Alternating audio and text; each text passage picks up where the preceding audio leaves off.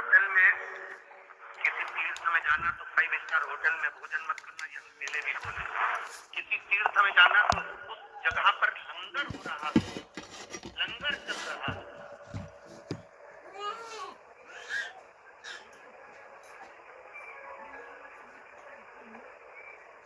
कोई गुरुद्वारा नजदीक में पड़ गया हो और बहुत प्रचलित गुरुद्वारा था, तुम वहां जाएंगे, हम लंगर चखेंगे। साहब कहीं पर प्रसाद का सुंदर संत का डेरा हो, साधु का डेरा हो, वहां कुछ रूखी रोटी भी मिल जाएगी तो उसको चख लेंगे। कितनी रोग, कितनी तकलीफों को ये हर ले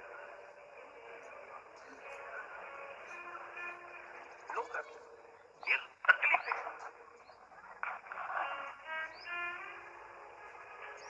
सीहोर कुबेरेश्वर धाम पर लोग आते हैं, अभी तो रसोई घर वहां का तैयार हो रहा है। आप लोगों का प्रेम है, शायद 15 से 20 दिन में वो रसोई घर तैयार होकर उस रसोई घर में भी अब मशीनों द्वारा भोजन तैयार होने लगेगा और भोजन लाखों भक्त जैसे वहां आते हैं प्रेम से पाने लगेंगे। बाबा की ऐसी कृपा।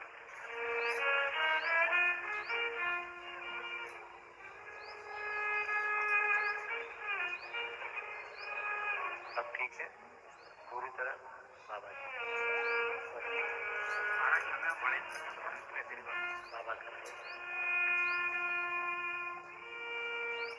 पलंग पर पड़े रहते थे, इतना कैंसर फैल चुका था कि पूरा शरीर बेकार हो चुका था और डॉक्टर के हिसाब से हर 3 महीने इंजेक्शन लगता था इनको। अब ये बाबा की कृपा से पंडाल में बैठकर कथा सुन रहे हैं। ये शिव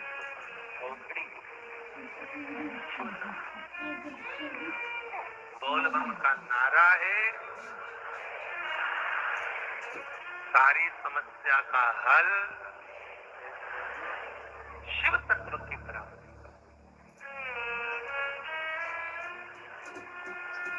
एक निंदा करने वाली ने निंदा करना प्रारंभ कर। महेंद्रपुरम के राजा रानी शिव भक्त थे और एक उनकी सेविका ने निंदा करना प्रारंभ कर। सेविका निंदा करना,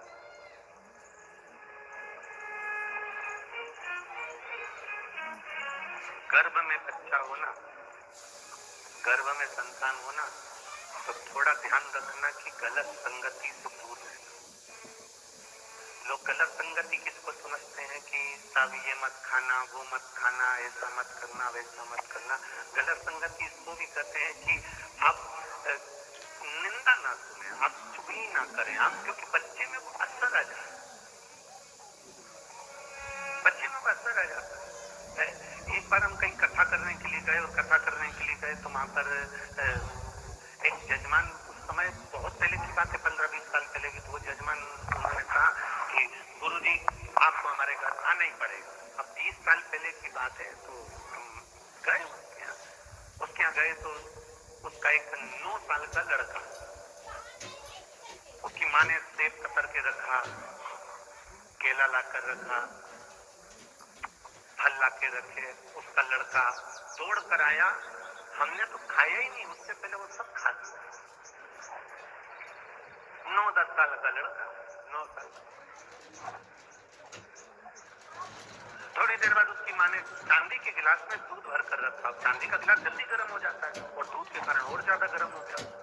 वो लड़का दौड़ कर आया, गटर गटर करके दूध पी। चलो कोई बात।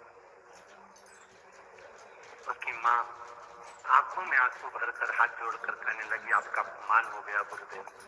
हमने कहा कोई बात नहीं दीजिए, अपमान तो चल जाएगा, पर एक बात पूछूं कैसे, ये कैसे हुआ?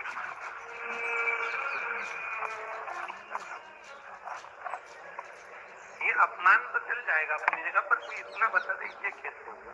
उसने कहा गुरुजी जैसे आप कथा करने आए हमारे गांव में, जब ये गर्भ में था, एक महाराज जी कथा करने के लिए आए थे, उन्होंने कह दिया था कि खूब सुंदरकांड का पाठ करो। मैं गर्भ के समय पर खूब सुंदरकांड पढ़ी, इतना पढ़ी कि एक दिन में 6-6 बार, एक दिन में 8-8 बार। हमने कहा जी फिर बस उसके बाद ये मेरा जो बेटा हुआ है गुरुजी, पेड़ पे चढ़ जाता, नीचे कूद जाता, बिल्डिंग से नीचे कूद जाता, आगे के बर्तन भगोने उठा लेता, हमको लगता है हमारे घर में हनुमान आ गए। क्या करें गुरु जी, इसकी शांति का उपाय बताओ। हमने कहा हनुमान चालीसा पढ़ो। अब क्या कर सकते?